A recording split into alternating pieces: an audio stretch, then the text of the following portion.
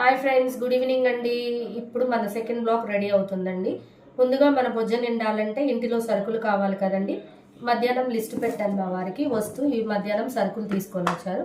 So ఇప్పుడు provisions అన్ని సర్దుతున్నానండి. మధ్యాహ్నం తెచ్చారు కాబట్టి ఇప్పుడు సర్దేసుకుంటే రేపు మార్నింగ్కి మనకు కొంచెం టైం సేవ్ అవుతుంది అండ్ వండుకోవటానికి కూడా సులువుగా ఉంటాయండి, ఐటమ్స్ అన్ని తీసుకోవడానికి కూడా. Okay friends, bye.